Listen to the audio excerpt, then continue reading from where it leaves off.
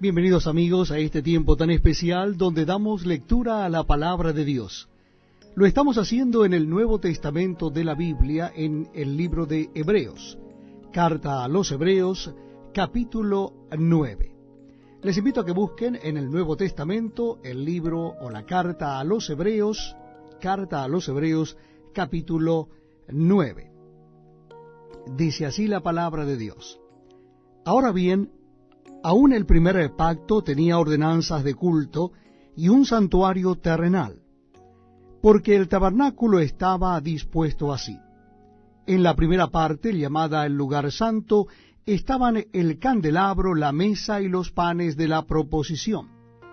Tras el segundo velo estaba la parte del tabernáculo, llamada el lugar santísimo, el cual tenía un incensario de oro y el arca del pacto cubierta de oro por todas partes, en la que estaba una urna de oro que contenía el maná, la vara de Aarón que reverdeció y las tablas del pacto, y sobre ella los querubines de gloria que cubrían el propiciatorio, de las cuales cosas no se puede ahora hablar en detalle.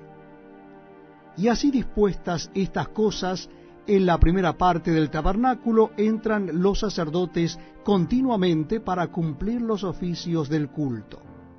Pero en la segunda parte, sólo el sumo sacerdote una vez al año, no sin sangre, la cual ofrece por sí mismo y por los pecados de ignorancia del pueblo, dando el Espíritu Santo a entender con esto que aún no se había manifestado el camino al lugar santísimo, entre tanto que la primera parte del tabernáculo estuviese en pie, lo cual es símbolo para el tiempo presente, según el cual se presentan ofrendas y sacrificios que no pueden hacer perfecto en cuanto a la conciencia al que practica ese culto, ya que consiste sólo de comidas y bebidas, de diversas abluciones y ordenanzas acerca de la carne, impuestas hasta el tiempo de reformar las cosas.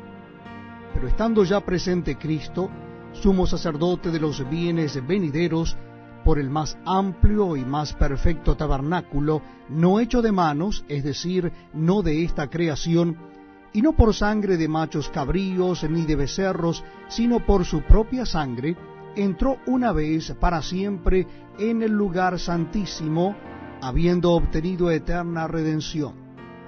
Porque si la sangre de los toros y de los machos cabríos y las cenizas de la becerra rociadas a los inmundos santifican para la purificación de la carne, cuánto más la sangre de Cristo, el cual mediante el Espíritu Eterno se ofreció a sí mismo sin mancha a Dios, limpiará vuestras conciencias de obras muertas para que sirváis al Dios vivo.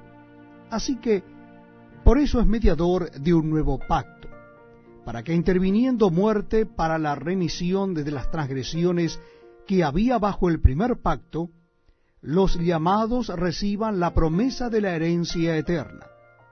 Porque donde hay testamento es necesario que intervenga muerte del testador, porque el testamento con la muerte se confirma, pues no es válido entre tanto que el testador vive, de donde ni aun el primer pacto fue instituido sin sangre. Porque habiendo anunciado Moisés todos los mandamientos de la ley a todo el pueblo, tomó la sangre de los becerros y de los machos cabríos con agua, lana escarlata e hisopo, y roció el mismo libro y también a todo el pueblo, diciendo: Esta es la sangre del pacto que Dios os ha mandado. Y además de esto, roció también con la sangre el tabernáculo y todos los vasos del ministerio.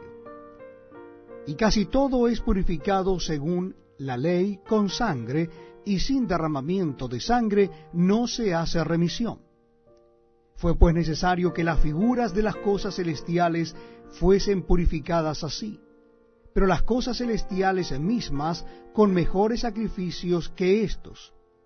Porque no entró Cristo en el santuario hecho de mano, figura del verdadero, sino en el cielo mismo para presentarse ahora por nosotros ante Dios. Y no para ofrecerse muchas veces, como entra el sumo sacerdote en el lugar santísimo cada año con sangre ajena. De otra manera le hubiera sido necesario padecer muchas veces desde el principio del mundo. Pero ahora, en la consumación de los siglos, se presentó una vez para siempre por el sacrificio de sí mismo para quitar de en medio el pecado. Y de la manera que está establecido para los hombres que mueran una sola vez y después de esto el juicio, así también Cristo fue ofrecido una sola vez para llevar los pecados de muchos, y aparecerá por segunda vez sin relación con el pecado para salvar a los que le esperan. Para salvar